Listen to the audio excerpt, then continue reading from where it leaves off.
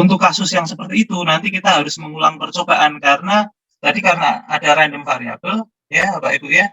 Random variable ini menyebabkan dia deviasi gitu ya. Deviasi ini kalau dulu saya pernah waktu S2 Bapak Ibu, saya menggunakan algoritma tracking radar gitu ya. Jadi saya membuat model radar sehingga radar itu nanti bisa men-track misalkan ada pesawat ketangkep gitu ya, pesawatnya nanti kan bermanuver, itu pesawat tempur misalkan, bermanuver. Nah, radar ini bisa gagal men-track itu kalau manuvernya canggih gitu ya, manuvernya bagus gitu. Atau dia kadang gagal, kadang berhasil. Ini tergantung dari variasi dari manuvernya ya. Nah, yang seperti itu nanti harus kita coba berulang-ulang. Nanti kita dapatkan ternyata 80% berhasil misalkan.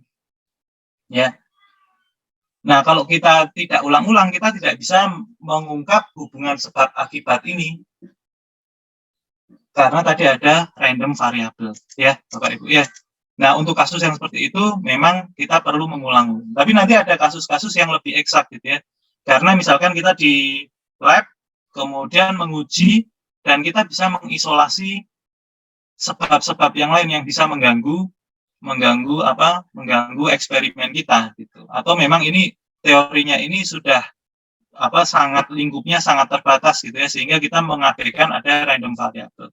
Kalau seperti itu berarti ya bisa jadi pengulangan nggak usah terlalu banyak kalau kasusnya seperti itu. Jadi tergantung kasusnya Pak.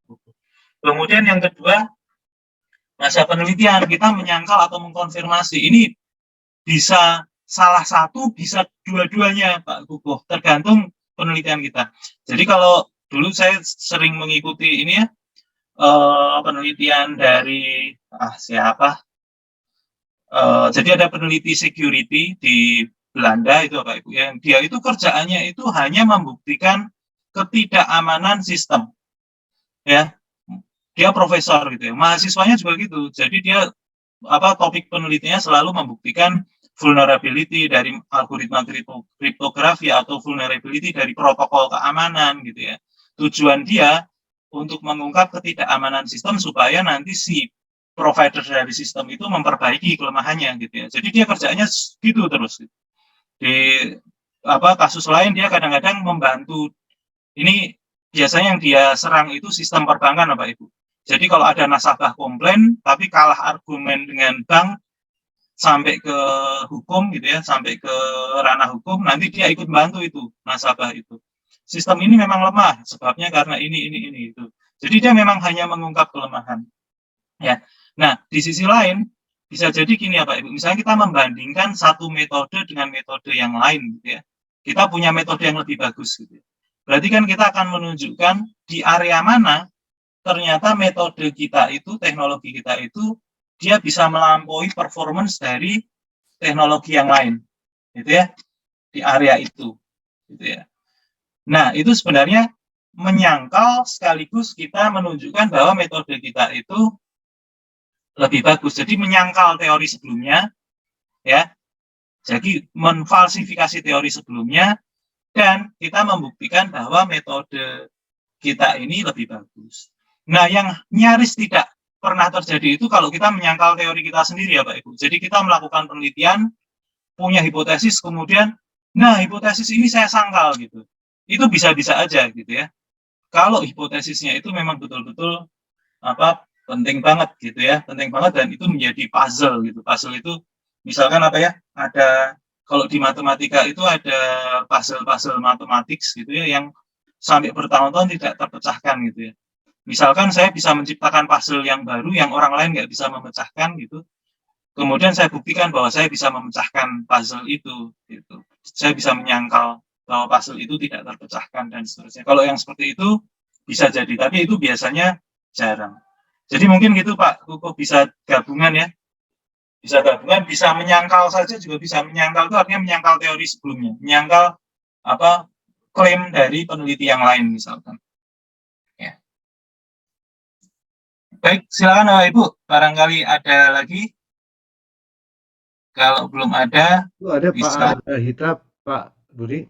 Pak Anggahita, baik Pak Anggahita. Oh iya, ini saya sudah bisa melihat ini. Silakan Pak Anggahita. Ya, selamat pagi. mungkin sedikit menanggapi tadi terkait dengan penyangkalan ya. Kalau mungkin juga tolong dikonfirmasi tentang pemahaman saya.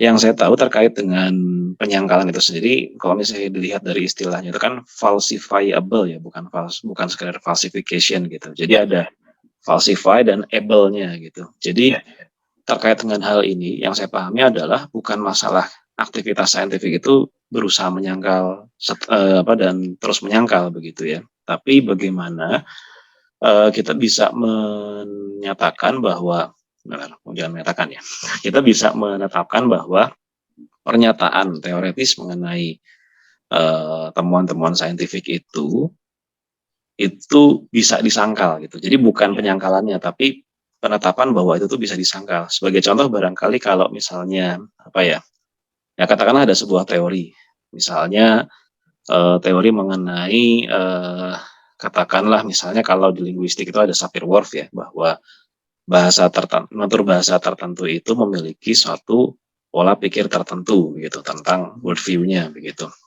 Nah, itu pernyataan yang bisa disangkal dengan membuktikan bahwa ada ekspresi tertentu yang tidak dirasakan atau tidak dinyatakan oleh penutur bahasa tertentu, atau misalnya ada pola pikir tertentu ya, ada perspektif tertentu yang